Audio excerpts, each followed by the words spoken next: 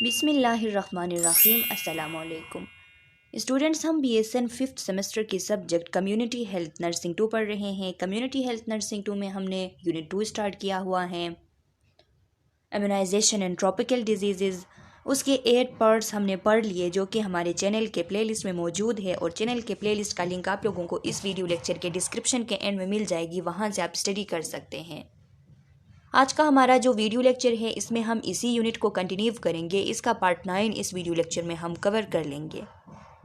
तो स्टूडेंट्स, मैंने आप लोगों को बताया था जब मैं यूनिट स्टार्ट कर रही थी उस वक्त के इसका जो एक ऑब्जेक्टिव है वो जो हमने 137 स्लाइड्स पढ़ लिए उनमें मौजूद नहीं है, मौजूद थी लेकिन डिटेल से नहीं थी, जो कि इन स्लाइड में जो आज मैं स्टार्ट कर रही हूँ इनमें डिटेल से मौजूद है।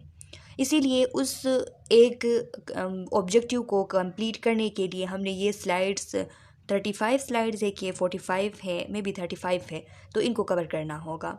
इसमें हम डिटेल से पढ़ेंगे कि वैक्सीन प्रिवेंटेबल और कम्युनिकेबल डिजीज़ कौन कौन सी हैं, उनके लिए क्या मेजर्स किए जा सकते हैं, और वो जो उनमें से सबसे इम्पॉर्टेंट जो है, सबसे कॉमन जो है, वो हम डिटेल से डिस्कस करेंगे कि कौन कौन से हैं और उनके कौन कौन से साइंस सिम्टम्स, उनकी मैनेजमेंट वगैरह सब कुछ हम इन स्लाइड्स के थ्रू डिस्कस करेंगे। तो स्टूडेंट्स, यहाँ पे जो ऑब्जेक्टिव्स दिए गए हैं तो ये वही जो ऑब्जेक्टिव नंबर 3 है जो हमने डिस्कस किया हुआ था कि ये objective number 3 preventable and vaccine and preventable disease. तो वही जो डिजीज़ है जिनमें कम्युनिकेबल डिजीज़ मौजूद हैं, तो इनको डिटेल से लिखा गया है। ये ऑब्जेक्टिव वही नंबर 3 वाला जो ऑब्जेक्टिव है वही है, उसी को यहाँ पे जो है वो स्प्रेड करके लिखा हुआ है। तो फर्स्ट वन है डिफिनीशन कम्युनिकेबल डिजीज़ की, तो ये हमने पहले भी पढ़ लिया है। अब यहाँ पे वर्ल्ड हेल्थ ऑर्गेनाइजेशन ने जो डिफिनीशन दी हुई है कम्युनिकेबल डिजीज़ की वो डिस्कस करेंगे। लिखा है, communicable disease are defined by the world health organization as infectious disease caused by pathogenic microorganisms such as bacteria, virus, parasites or fungi. The disease can be spread directly or indirectly from one person to other or transmitted by animal to human. कि communicable disease को WHO ने कुछ इस तरह से define किया हुआ है कि ये इन्फेक्शियस डिजीज़ है जो कि पैथोजेनिक माइक्रोऑर्गेनिज्म काज करती है, जिनमें बैक्टीरिया, वायरस, पैरासाइट्स, फंजाई या फंगी जो भी कह ले ये भी शामिल हैं। और ये ऐसे डिजीज़ है जो कि फैलते हैं या तो डायरेक्ट कांटेक्ट के थ्रू या इनडायरेक्ट कांटेक्ट के थ्रू। डायरेक्ट कांटेक्ट मींस के डायरेक्ट एक पर्सन की दूसरे पर्सन से कांटेक्ट हो जाए उसके थ्रू, या इनडायरेक्टली वेक्टर के थ्रू, व्हीकल के थ्रू, एयर के थ्रू, होस्ट के थ्रू, इंटरमीडिएट होस्ट के थ्रू। तो ये सब आते हैं इनडायरेक्ट में। तो एक पर्सन से दूसरे पर्सन को ट्रांसमिट होती हैं, या फिर एनिमल्स जो होते हैं उनसे ह्यूमन को ट्रांसमिट होती हैं। तो ऐसे डिजीज़ को हम कहते हैं कम्युनिकेबल डिजीज़। देखिए, कम्युनिकेबल डिजीज़ की जो ट्रांसमिशन है इसकी ये जो पिक्चर है, ये पिछली जो स्लाइड्स हमने पढ़े हैं वहाँ पे भी मौजूद थी, वहाँ पे भी मैंने आप लोगों को ये समझाई हुई थी। यहाँ पे भी आप देख सकते हैं कि जो सीधी लाइन जो जा रही है तो वो डायरेक्ट कांटेक्ट को, डायरेक्ट ट्रांसमिशन को शो करती हैं, और जो डॉट डॉट वाली लाइन जा रही है आगे की तरफ, डॉट डॉट वाली एरोज़, वो इनडायरेक्ट ट्रांसमिशन को शो कर रही हैं। तो यहाँ पे रिजर्वायर, चाहे वो इंसान हो, इन्फेक्टेड ह्यूमन हो, इन्फेक्टेड एनिमल हो, या फिर ऐसी इनएमिनेट चीज़ें, ऐसी बेजान चीज़ें, फोमाइट्स वगैरह, यूटेंसिल्स वगैरह के जिनका कांटेक्ट इन्फेक्टेड पर्सन या इन्फेक्टेड एनिमल से हुआ हो और उस पर वो जो डिजीज़ काजिंग एजेंट है वो मौजूद हो, तो वो कहलाती हैं कि इनएमिनेट रिजर्वायर, यानी बेजान चीज़ जो कि रिजर्वायर बन चुकी है, उसके ऊपर वो पैथोजन मौजूद हैं। तो वहाँ से अगर ससेप्टेबल होस्ट तक डायरेक्टली उसकी कांटेक्ट हो जाती है। डायरेक्ट कांटेक्ट मींस के ड्रॉपलेट्स वगैरह निकलते हैं, और अगर वो ड्रॉपलेट्स वगैरह 1 मीटर से नज़दीक की यानी 1 मीटर से नज़दीक की जो फासला है वहाँ तक अगर होस्ट तक पहुँच जाते हैं, कि लेस देन 1 मीटर अगर डिस्टेंस हो तो फिर वो कहलाती हैं डायरेक्ट ट्रांसमिशन। और अगर ज़्यादा हो, 1 मीटर से फासला ज़्यादा हो और उस तक पहुंचने के लिए वो ड्रॉपलेट्स वगैरह जो है एयर का सहारा लेते हैं या इस तरह, तो फिर वो कहलाती हैं इनडायरेक्ट ट्रांसमिशन। यहाँ पे इनडायरेक्ट ट्रांसमिशन में एयरबॉर्न डिजीज़ हैं जो कि एयर के थ्रू ट्रांसमिट होती हैं, जिसमें ड्रॉपलेट्स वगैरह निकलते हैं और सस्पेंडेड रहते हैं एयर में, एरोजोल के फॉर्म में। वो छोटे छोटे से पार्टिकल्स होते हैं, सस्पेंडेड रहते हैं, और फिर कोई दूसरा बंदा इनहेल कर जाता है तो उसमें वो चले जाते हैं व्हीकल के थ्रू। व्हीकल एयर भी है, व्हीकल फूड भी है, वाटर भी है, इन सब के थ्रू। जो फोमाइट्स वगैरह है वो भी व्हीकल में आते हैं, इन सब के थ्रू भी पहुंच सकती हैं। वेक्टर के थ्रू जो मस्कीटोज़ और ये फ्लाइज वगैरह, ये जितने भी हाउस फ्लाइज वगैरह, ये सारी चीज़ें हैं तो ये वेक्टर में आती हैं। इनएमिनेट चीज़ें फोमाइट्स वगैरह, और इंटरमीडिएट होस्ट का मैंने पिछली वीडियो लेक्चर में भी आप लोगों को बताया था कि एक इंटरमीडिएट होस्ट होता है पैरासाइट का, एक डिफिनिटिव होस्ट होता है। इंटरमीडिएट होस्ट वो होस्ट के जिसके अंदर एक पैरासाइट अपना लार्वा स्टेज गुजारता है, और डिफिनिटिव होस्ट वो होस्ट के जिसके अंदर अपना reproductive stage, sexual reproductive stage जो है वो गुजारता है, तो वो उसका डिफिनिटिव होस्ट कहलाता है।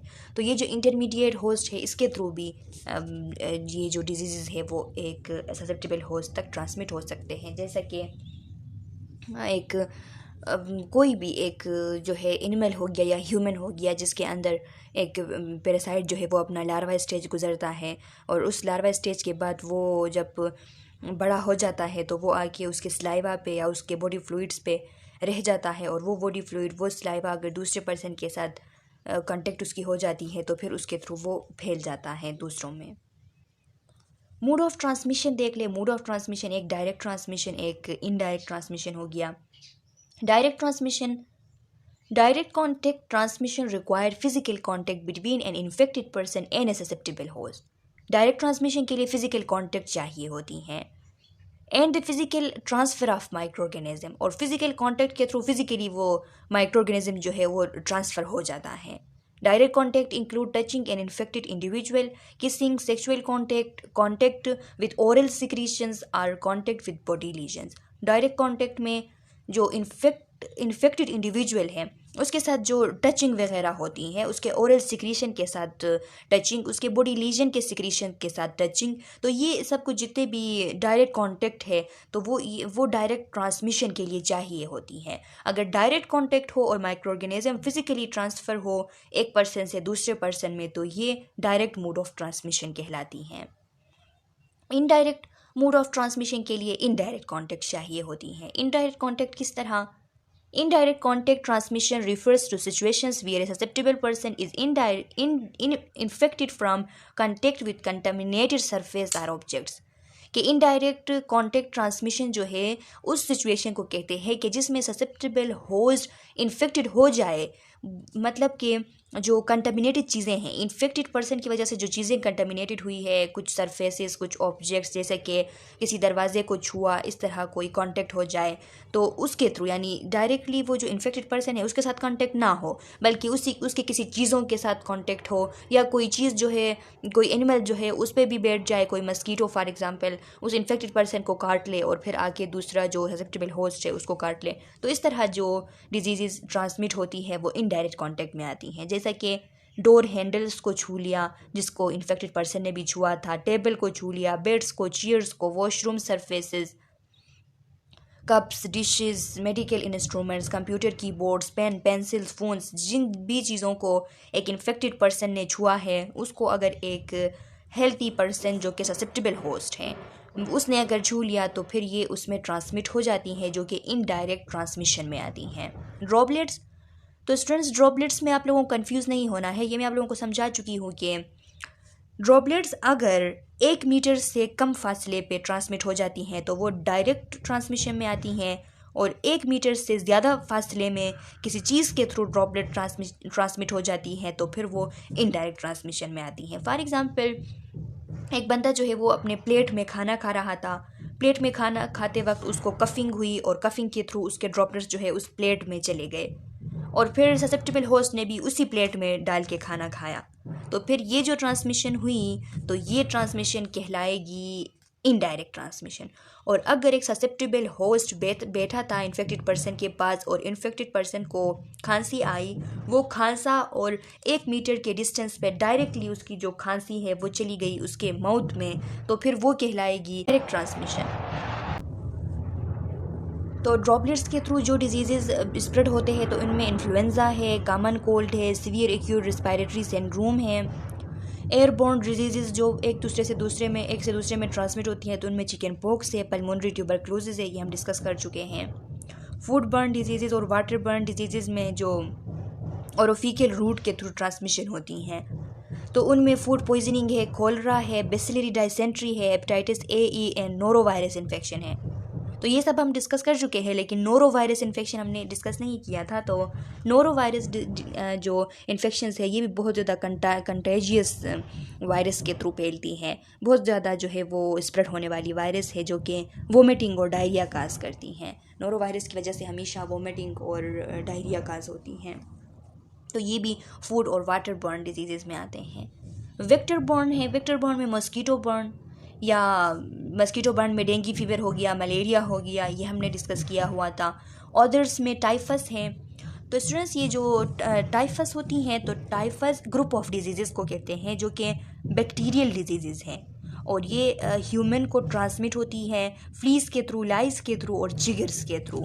ये जो चिगर्स होती है स्टूडेंट्स, फ्लीस तो आप लोगों को पता है, मैंने आप लोगों के साथ पिक्चर भी शेयर की थी, लाइस भी आप लोगों को पता है, और ये चिगर्स है, शायद आप लोग चिगर्स के बारे में नहीं जानते होंगे। तो ये जो जज़ीरा अरब है वहाँ पे पाए जाने वाली एक मक्खी होती है, मक्खी इसको कहते हैं। तो ये स्किन के अंदर घुस जाती हैं और जब स्किन के अंदर घुस जाती हैं तो इसके अंदर जो बैक्टीरिया है, बैक्टीरिया जो रिकेट्शिया बैक्टीरिया है, तो उस रिकेट्शिया फैमिली के मेंबर्स जो है वो टाइफस फीवर काज करती हैं। तो इसके अंदर इस चिगर्स के अंदर जो रिकेट्शिया फैमिली के जो मौजूद है बैक्टीरिया, तो उसको ये ट्रांसमिट कर देती है। टाइफस फीवर के 3 मेन टाइप्स होते हैं। एक एपिडेमिक टाइफस होता है, first one. Epidemic typhus serious bacterial infection होता है। ये ज़्यादातर जब जंग होती है या कोई नेचुरल डिज़ास्टर आ जाता है तो उसके बाद ये एपिडेमिक हो जाती हैं। तो इसमें जब जंग होती है या कोई इस तरह डिज़ास्टर आ जाता है तो बहुत ज़्यादा अनहाइजीनिक क्राउडिंग होती है और उस अनहाइजीनिक क्राउडिंग की वजह से ये फैलती हैं और ये लाइस के थ्रू फैलती हैं। जो एपिडेमिक टाइफस है ये लाइस जो है इसको स्प्रेड करती है, जो जुए होते हैं वो स्प्रेड करते हैं इसको। इसकी जो काजेटिव एजेंट है वो रिकेट्शिया प्रोवाज़ेकी है। रिकेट्शिया प्रोवाज़ेकाई जो है वो इसको काज करने वाली, प्रोवाज़ेकी कह ले आप या प्रोवाज़ेकाई कह ले, रिकेट्शिया फैमिली का मेंबर है, तो ये इसको काज करती है। इसके जो साइन सिम्टम्स होते हैं उनमें फीवर्स मौजूद है, चिल होता है, यानी बंदा जो है उसको सर्दी लगती है, सर में दर्द होता है, कंफ्यूज होता है बंदा, कफिंग भी होती है, रैपिड ब्रीथिंग होती है, मसल्स एक्स होते हैं, बॉडी एक पूरे बॉडी में पेन होता है, रेशेस भी निकल आते हैं स्किन में, नोजिया वोमिटिंग भी होती है साथ में। इसके अलावा इसका जो दूसरा टाइप है उसे म्यूरिन टाइफस कहते हैं। म्यूरिन टाइफस को फ्लीज जो है वो ट्रांसमिट करती है, इसीलिए इसको फ्लीज बॉर्न टाइफस भी कहा जाता है। और ये जो एपिडेमिक टाइफस हमने पढ़ा इसको लाइस बॉर्न टाइफस भी कहा जाता है। तो म्यूरिन टाइफस की बात हो रही थी, म्यूरिन टाइफस को फ्लीज बॉर्न टाइफस भी कहा जाता है। जब फ्लीज बाइट कर लेते हैं किसी बंदे को तो ये ट्रांसमिट हो जाती हैं और इसकी जो काजेटिव एजेंट है वो रिकेट्शिया टाइफाई है। रिकेट्शिया टाइफाई म्यूरिन टाइफस काज करती हैं और ये फैलती फ्लीज के बाइट करने से फैलती हैं। इसमें भी मसल पेन होता है, जॉइंट पेन होता है, नोजिया वोमिटिंग और स्किन रैशेस इसमें भी हैं। इसकी एक अलग सीरियसनेस ये है कि अप टू 45% लोगों को न्यूरोलॉजिकल साइन भी इसमें स्टार्ट हो जाते हैं, जिसमें बंदा जो है उस पर सीजर्स की अटैक भी होती है, इम्बैलेंस होता है, उसकी बैलेंस की जो मेंटेनेंस है वो नहीं होती, बैलेंस में डिस्टर्बेंस आ जाती है, बंदा स्टुपर लाइक बन जाता है, कंफ्यूज होता है बहुत ज़्यादा। और इसकी जो थर्ड टाइप है वो स्क्रब टाइफस है। इस टाइफस को चिगर बॉर्न्स टाइफस भी कहा जाता है, जो क्योंकि ये जो चिगर्स मैंने आप लोगों को बताया कि मक्खी होती हैं जो कि जज़ीरा अरब में बहुत ज़्यादा कॉमनली पाई जाती है, स्किन के अंदर घुस जाती हैं। तो ये जो चिगर्स होते हैं ये इसको स्प्रेड करते हैं। चिगर्स जब चले जाते हैं स्किन के अंदर, उनकी इन्फेस्टेशन हो जाती है ह्यूमन पे, तो फिर ये फैलती है स्क्रब टाइफस जो है। और इसकी जो काजेटिव एजेंट इसकी जो है वो ओरिएंटिया सट्सुगाम मूशी वो एजेंट का नाम है। ओरिएंटिया सट्सुगाम मूशाई या मूशी जो भी आप कह ले, आप प्रोनाउंस कर ले, तो ये उसकी काजेटिव एजेंट है। ये भी रिकेट्शिया फैमिली की एक मेंबर है, ग्राम नेगेटिव बैक्टीरिया है। इसको अल्फ़ा प्रोटियोबैक्टीरियम भी कहा जाता है। ये फ़र्स्ट टाइम जापान में 1930 को ये आइसोलेट हुई थी फर्स्ट टाइम। इसके साइन सिम्टम्स में भी फीवर होता है, हेडेक होता है, कफिंग होता है। इसके अलावा यहाँ पे जीआई सिम्टम्स भी होते हैं, मतलब कि नोज़िया, वोमिटिंग वगैरह और एब्डोमिनल क्रैम्पिंग वगैरह। इसकी जब ये जो काजेटिव एजेंट है तो इसके जब मोर वायरुलेंट स्ट्रेन आ जाते हैं तो उनकी वजह से हीमोरेज भी काज होती हैं। कभी कभार इंट्रावास्कुलर कोगुलेशन भी हो जाता है, स्प्लीनोमेगेली होती है और लिम्फोडेनोपैथीज जो है वो काज होते हैं। फिर उसके बाद है ब्लड और बॉडी फ्लूइड। तो बॉडी फ्लूइड और ब्लड के थ्रू फैलने वाले जो डिजीज़ है तो ये भी इनडायरेक्ट में आते हैं। हेपेटाइटिस बी, सी हैं, एक्वायर्ड इम्यूनोडिफिशियंसी सिंड्रोम, एड्स है, तो ये भी बॉडी फ्लूइड के थ्रू, ब्लड के थ्रू फैलती हैं। लिखा है some communicable diseases have more than one mode of transmission. कुछ ऐसे डिजीजेज भी होते हैं जिनके एक से ज़्यादा मोड ऑफ ट्रांसमिशन होते हैं, जैसा कि चिकन पॉक्स है। तो चिकन पॉक्स में क्या होता है स्टूडेंट्स, चिकन पॉक्स एक से ज़्यादा रूट्स के थ्रू ये ट्रांसमिट होती हैं। डायरेक्ट कॉन्टैक्ट के थ्रू भी ट्रांसमिट होती हैं, जब एरोजोल्स की इन्हेलेशन होती हैं तब भी ट्रांसमिट होती हैं, ड्रॉपलेट्स के थ्रू भी ट्रांसमिट होती हैं, स्किन लीजन्स के फ्लूइड से अगर उससे टच हो जाए कोई दूसरा बंदा जो है वो तो उनके थ्रू भी फैलती हैं। तो इसीलिए कहा जाता है कि इसकी जो मोड ऑफ ट्रांसमिशन है तो वो एक से ज़्यादा है। Principles of controlling communicable disease, कुछ ऐसे उसूल हैं जिनके थ्रू कंट्रोल किया जा सकता है कम्युनिकेबल डिजीज़ को। तो फैक्टर ऑफ ट्रांसमिशन जो है उन पर अगर कंट्रोल किया जाए, फैक्टर ऑफ ट्रांसमिशन में सबसे पहला फैक्टर जो है वो इन्फेक्टिव एजेंट है। इन्फेक्टिव एजेंट के लिए कंट्रोल मेजर हम इस तरह कर सकते हैं कि इन्फेक्टिव एजेंट को या तो किल कर सकते हैं, किसके थ्रू, डिसइंफेक्शन के थ्रू, डिसइंफेस्टेशन के थ्रू हम इन्फेक्टिव एजेंट को ही ख़त्म कर सकते हैं।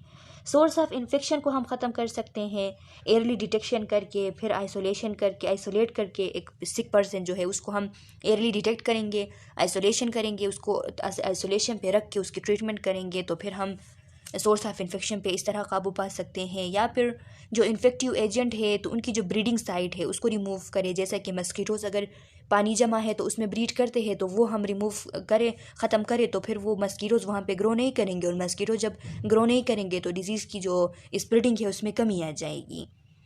मोड ऑफ ट्रांसमिशन को हम कंट्रोल कर सकते हैं गुड पर्सनल, इन्वायरमेंटल और फूड हाइजीन के थ्रू। हम good personal hygiene, environmental hygiene और फूड हाइजीन अगर मेंटेन करें तो फिर हम मोड ऑफ ट्रांसमिशन को रोक सकते हैं। स्टैंडर्ड प्रिकॉशन और एडिशनल इन्फेक्शन कंट्रोल मेजर्स जो है कि यानी बहुत सारे additional appropriate to different mode of transmission, इसमें ये आते हैं कि फॉर एग्जांपल मस्कीटोज़ को रोकने के लिए मच्छरदानी यूज़ करना, क्रीम्स वगैरह यूज़ करना। अगर कोई वर्टिब्रेट एनिमल है जिनके थ्रू ट्रांसमिट होती हैं तो उनको या आइसोलेट करके उनकी ट्रीटमेंट कराना या फिर उनको बिल्कुल डिस्ट्रॉय कर देना। ससेप्टिबल होस्ट को हम कंट्रोल कर सकते हैं, तो ससेप्टिबल पॉपुलेशंस जो है उनको हम बचा सकते हैं। किस तरह बचा सकते हैं? हेल्थी लाइफ स्टाइल उनसे हम करवा सकते हैं, उनकी इम्यूनाइजेशन हम करवा सकते हैं, वैक्सीन लगा सकते हैं। अगर कोई डिज़ीज़ जो है वो एपिडेमिक होने जा रही हैं या फिर वो लोग किसी एंडेमिक एरिया में जा रहे हैं तो उनकी प्रोफाइलैक्सिस हम कर सकते हैं। पहले से हम एहतियाती तौर पर उनको ड्रग वगैरह दे सकते हैं उस डिज़ीज़ से बचने के लिए। सिग्निफिकेंट सोशल इम्पैक्ट, ये जो कम्युनिकेबल डिजीज़ हैं तो इनके सोसाइटी पे सोशली इनकी क्या इम्पैक्ट होती हैं। तो लिखा है significant burden of disease specially in low and middle income countries. ये बहुत ज़्यादा बर्डन बन जाती हैं, जो लो और मिडिल इनकम कंट्रीज़ होते हैं तो उन पे बहुत ज़्यादा बोझ बन जाती हैं। Disruption of family and social network, ये लोगों की आपस में जो नेटवर्किंग है कि फैमिली एक दूसरे से मिलते हैं, सोशली एक दूसरे के पास लोग बैठते हैं, जो नेटवर्किंग है तो इसको ये डिसरप्ट कर देती है। क्योंकि कोई बंदा बीमार हो जाता है तो फिर उसको आइसोलेट कर दिया जाता है, उनके फैमिली वाले उससे नहीं मिल सकते, तो सोशली वो किस तरह नेटवर्किंग कर सकता है, तो इसीलिए इसकी डिसरप्शन हो जाती हैं। Wide spread stigma and discrimination, कुछ डिजीज़ ऐसे है कि उसके लिए बहुत ज़्यादा स्टिग्मा जो है वो फैले होते हैं। स्टिग्मा किसे कहते हैं? नेगेटिव और अनफेयर बिलीफ जो होते हैं उनको स्टिग्मास कहा जाता है। जैसे कि टीबी है, HIV एड्स है, लिप्रोसी है। लिप्रोसी मैंने पिछले स्लाइड्स में आप लोगों को समझा दी हुई है, अगर आप लोगों को समझ नहीं आ रही है तो कम्युनिटी भी चेक कर सकते हैं और पिछले स्लाइड्स में वीडियो लेक्चर्स भी देख सकते हैं, दोनों में आपको मिल जाएगी लिप्रोसी से रिलेटेड बहुत सारे इन्फॉर्मेशन। तो ये जो डिजीज़ है लिप्रोसी, एड्स और टीबी, तो इनसे रिलेटेड बहुत सारे स्टिग्मास हैं। लोगों को अगर टीबी हो जाता है, HIV हो जाता है या फिर लिप्रोसी, तो लोग उनसे नफ़रत करने लग जाते हैं, उनसे भागते हैं, उनके पास नहीं आते। तो इसीलिए कह रहा है कि उनकी डिस्क्रिमिनेशन होती है, क्योंकि उनके बारे में स्टिग्मास जो है वो फैलते हैं। Discrimination in employment, school, migration policies. Employment में अगर किसी को एड्स है तो कभी भी कंपनी वाले जो है उसको जॉब नहीं देंगे। स्कूल में भी ऐसे बच्चों को नहीं छोड़ेंगे जिनको एड्स है, लिप्रोसी है या टीबी है। और माइग्रेशन पॉलिसीज़, अगर एक मुल्क से दूसरे मुल्क जाना है उससे किसी एम्प्लॉयमेंट के लिए या जो भी काम हो, तो उसको भी नहीं छोड़ते अगर ऐसे बीमारियां जो है वो डिटेक्ट हो गई। Reduction in revenue for the country, tourism. अगर ऐसे डिजीज़ सामने आ जाते हैं किसी किसी कंट्री में, तो उस कंट्री में लोग फिर टूरिस्ट नहीं आते, और टूरिस्ट नहीं आते तो जो रेवेन्यू मिलती थी टूरिज़्म के थ्रू, तो वो कम हो जाती है एक कंट्री के लिए। तो ये उसके कुछ सोशल इम्पेक्ट्स हैं। इन डिजीज़ को प्रिवेंट कैसे किया जा सकता है? तो सेफ़ वाटर हम पी सकते हैं, जिससे प्रिवेंट कर सकते हैं। जितने भी ये जो कि वेस्ट वगैरह हैं, तो उनको सही जगह ले जाके जमा करके उनको भरी करना, कि उनके ऊपर सोइल डाल के उनको बिल्कुल बंद कर देना, ताकि वो जो है ज़मीन के नीचे दब जाए और वहाँ पे ख़त्म हो जाए, उनका ऊपर कोई जो है वो इम्पेक्ट ना हो। अपने घर को साफ़ रखना, और मस्कीटोज़ के लिए जो ब्रीडिंग साइट वगैरह है उसको ख़त्म करना, कचरे वगैरह बाहर नहीं फेंकना, पानी वगैरह को जमा होने देने से रोकना, प्रॉपर टॉयलेट यूज़ करना, और कोई भी चीज़ खाने से पहले हाथ सही तरीके से धोना। तो ये सब कुछ ऐसे मेजर्स हैं जो कि इन डिजीज़ को प्रिवेंट कर सकती हैं। सेफ़ वाटर यूज़ करना, बेटर सैनिटेशन करना, पर्सनल हाइजीन, और किचन मैनेजमेंट, और सॉलिड वेस्ट मैनेजमेंट। ये 5 ऐसी चीज़ें हैं जिनके थ्रू बहुत सारे कम्युनिकेबल डिजीज़ जो है वो प्रिवेंट हो सकते हैं। अच्छा स्टूडेंट्स, तो इसका जो पार्ट 1 है, पार्ट 1 मीन्स कि इन स्लाइड्स का पार्ट 1, और आप लोगों के जो इंटायर चैप्टर है इसका पार्ट 9 यहाँ तक कंप्लीट हो चुका है। इसके बाद नेक्स्ट वीडियो लेक्चर में हम पार्ट 10 पढ़ेंगे। पार्ट 10 में हम ट्यूबरक्लोसिस डिटेल से डिस्कस करेंगे कि ये एक एयरबॉर्न डिजीज़ है, सबसे कॉमन एयरबॉर्न डिजीज़। तो इसको हम डिटेल से पढ़ेंगे कि इसके इंक्यूबेशन पीरियड्स वगैरह, इसके जो टाइप्स है वो, साइन सिम्टम्स वगैरह हम नेक्स्ट वीडियो लेक्चर में डिटेल से डिस्कस करेंगे, जो कि आप लोगों के इस यूनिट का पार्ट 10 होगा। तो स्टूडेंट्स, आज के इस वीडियो लेक्चर में अगर कोई क्वेश्चन है, कन्फ्यूजन है, तो कमेंट सेक्शन में अपना क्वेश्चन, कन्फ्यूजन डाल सकते हैं। मैं नेक्स्ट वीडियो लेक्चर में फिर आप लोगों के क्वेश्चन का आंसर करूँगी। चैनल को सब्सक्राइब करें, बेल आइकन को प्रेस करें, ताकि नेक्स्ट वीडियो लेक्चर्स की नोटिफिकेशन आप लोगों को जल्द से जल्द मिल सके, और इस वीडियो लेक्चर को लाइक ज़रूर करें। तो नेक्स्ट वीडियो लेक्चर में मिलते हैं, तब तक के लिए अल्लाह हाफिज़।